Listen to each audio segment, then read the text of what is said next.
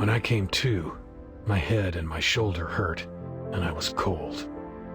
I remember feeling relief when I realized I was still in the church and not tied up in the back of a van.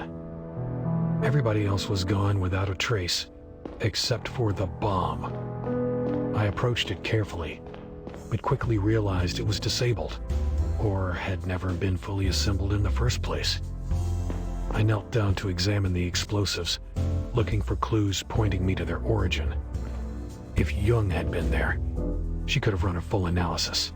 Lucky for me, the explosives were clearly identifiable from their shape and labeling alone.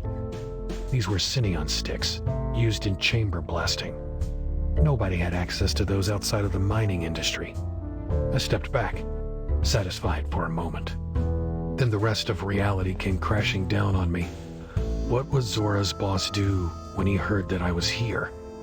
What were they planning on doing with more? And fuck, what about the guard?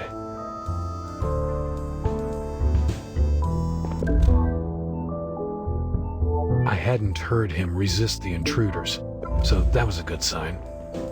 My heart started racing while I quietly went back down the stairs.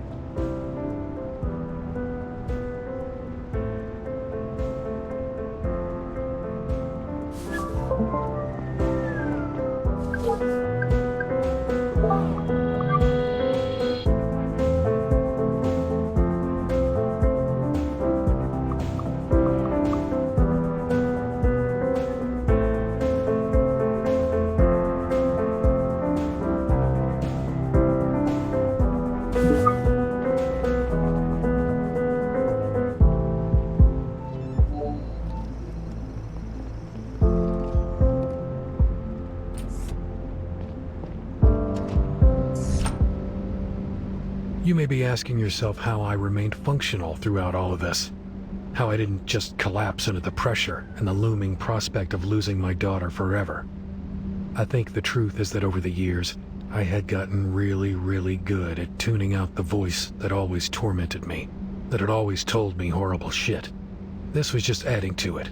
More to repress, more bubbling beneath the surface. Maybe if it had gone on for long enough, I would have imploded sooner or later.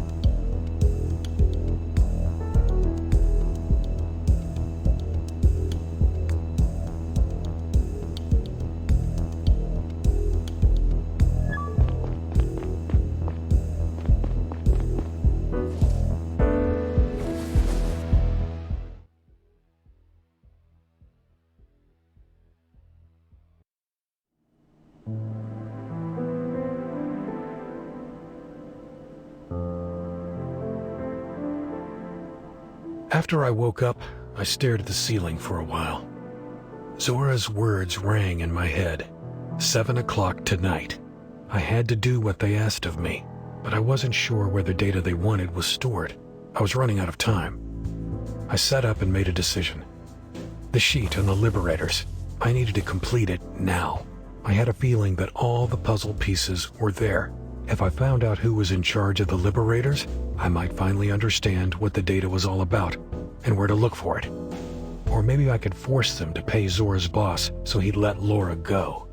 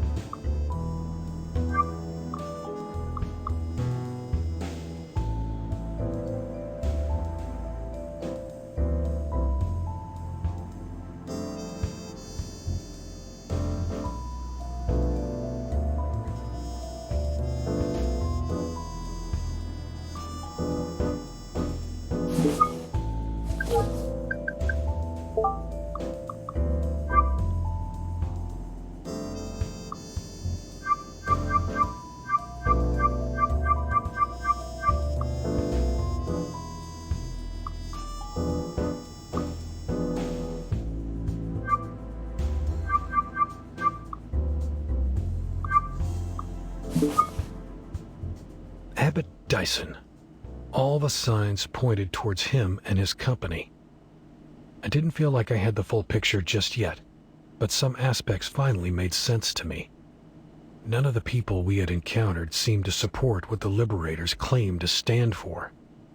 This wasn't a Garian terror group at all. It was Drovians, Savians, hired guns, and business people, all working for one man's false flag operation. What was he trying to accomplish? Stir up enough trouble to force the solar system into a war? I had talked to Dyson the morning after Banny's death. He was still in Gara, hiding in plain sight, and I still had his number. I considered my options. We needed to arrest him, but maybe we could have a chat first, just the two of us. Once the CDI had him, he wouldn't be able to talk freely. I took out my cell and tapped his face in my contacts.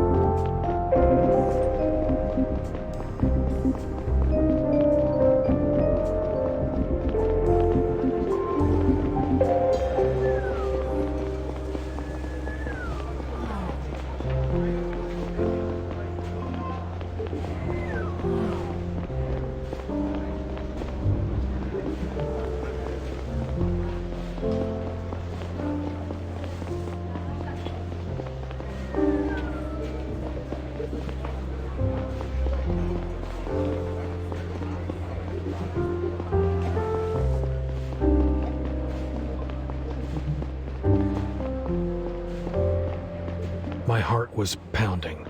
Would Dyson really come, or did I spook him? Did he suspect I was onto him? It would be a while until I found out, so I sat down and took a deep breath. At least I had a little time to think about what to say to him if he showed up.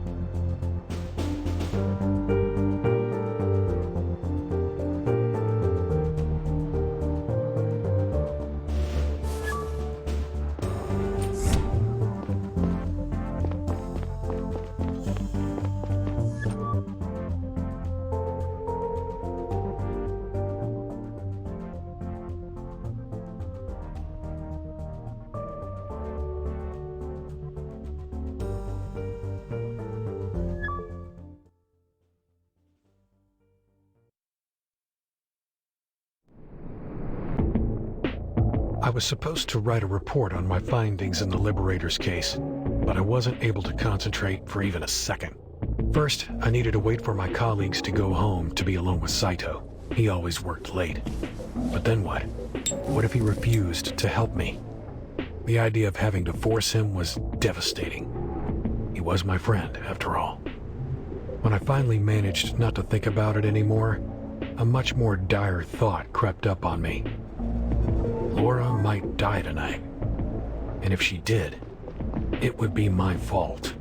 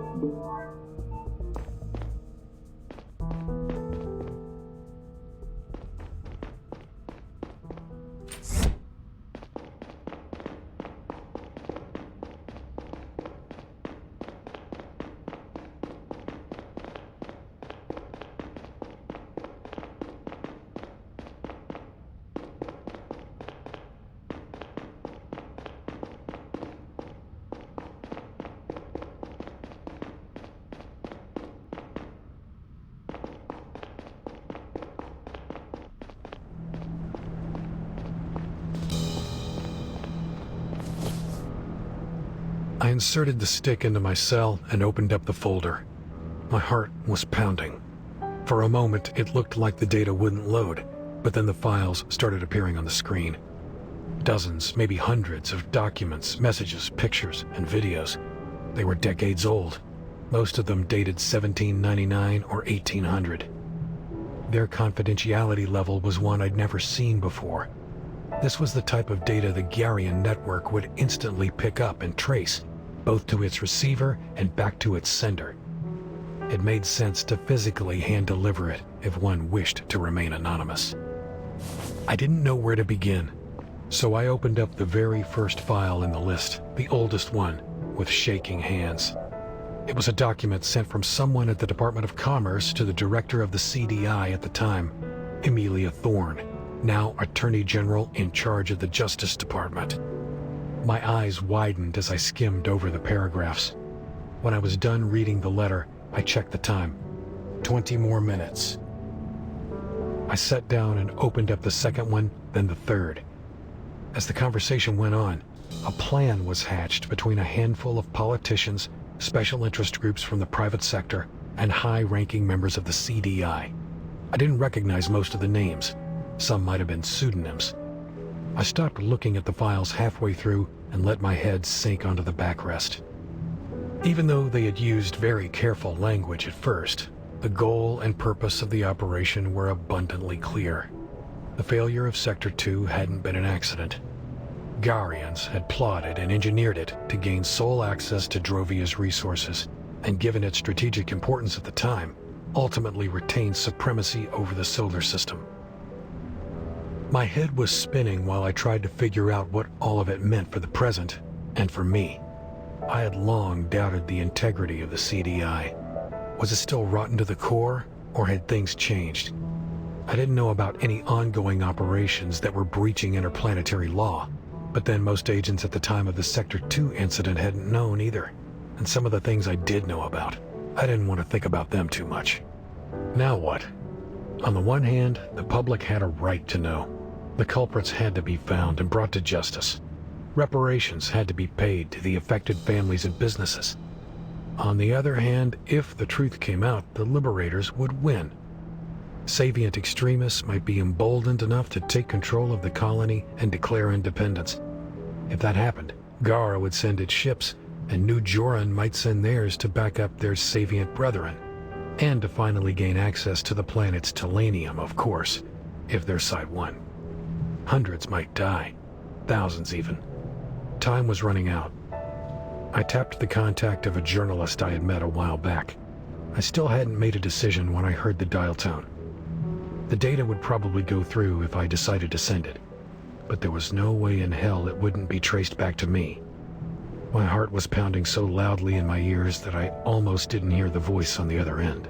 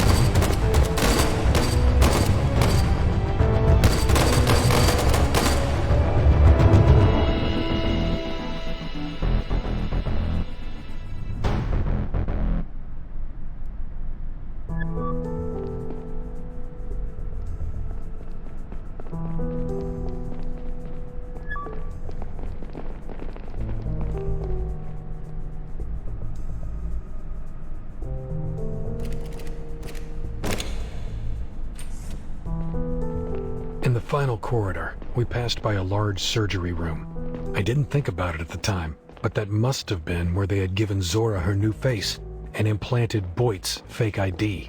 The only thing I could think about was whether they'd moved Laura or done something to her the moment they'd heard us coming.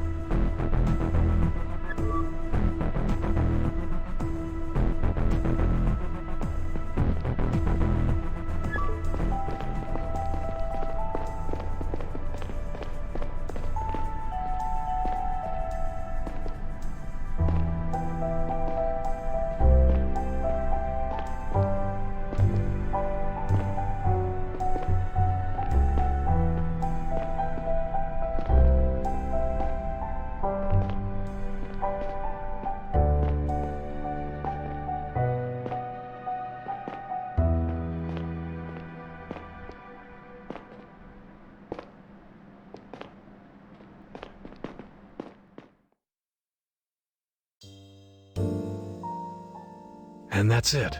The most tumultuous days of my life, and possibly in Garian history. Abbott Dyson has been charged with interplanetary terrorism, first-degree murder, and more that would put a normal person away for multiple lifetimes. Unfortunately, he is one of the world's most influential billionaires, and as it stands now, he isn't going to prison for more than a few years. It is rumored that he's putting someone else in charge of his company for the time being, and will be allowed back at his post after serving his sentence. With their mastermind unmasked, at least it's safe to say that the Liberators won't ever make another appearance. Even though Dyson and Cox each lost a lot in the Sector 2 incident, I don't believe their actions were really driven by a righteous thirst for revenge. Almost all the people who have suffered and might still suffer from their actions had nothing to do with Gara's past crimes. Ultimately, Dyson had tried to start an interplanetary war in hopes of increasing his profit margins, and he might still succeed in it.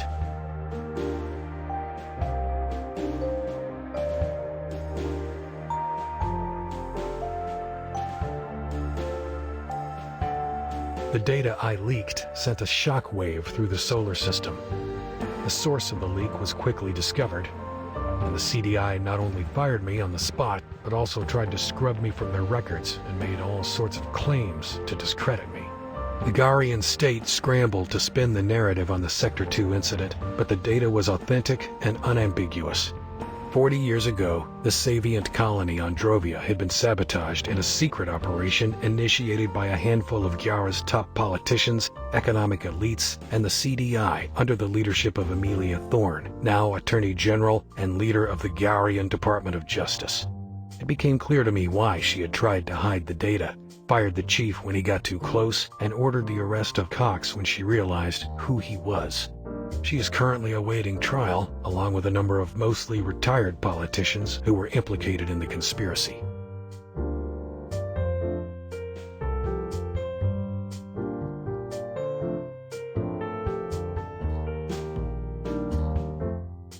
Lara is free again and seems to be doing okay, but I wonder every day about the scars this experience has left behind.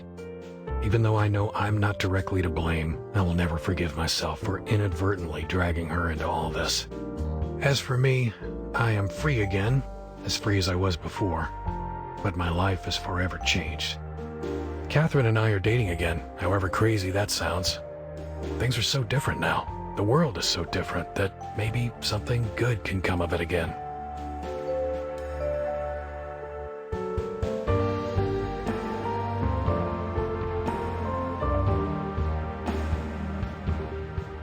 finally, Zora.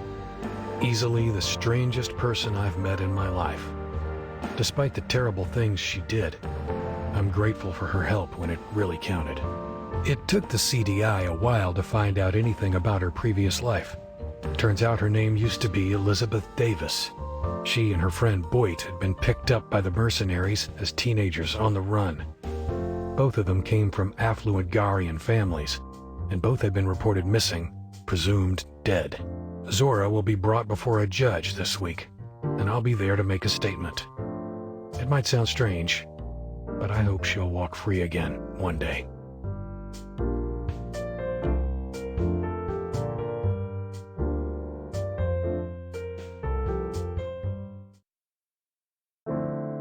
Late in the evening,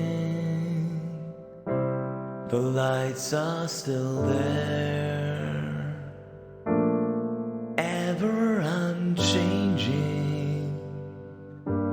they shine unaware. The sea is above me, the sea is beneath. The waves that have parted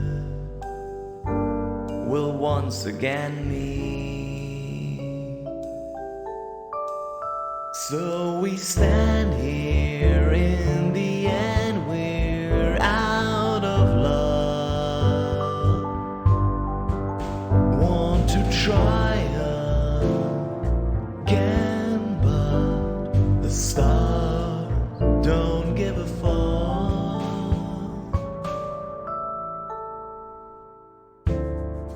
Will it have mattered? Is there a cause? Will it return, or will it be lost? So we stand here, in the end we're out of love. Want to try again, but the stars don't give a fuck. As we stand here, in the end we lose it all. To the stars above and below, we must look so small.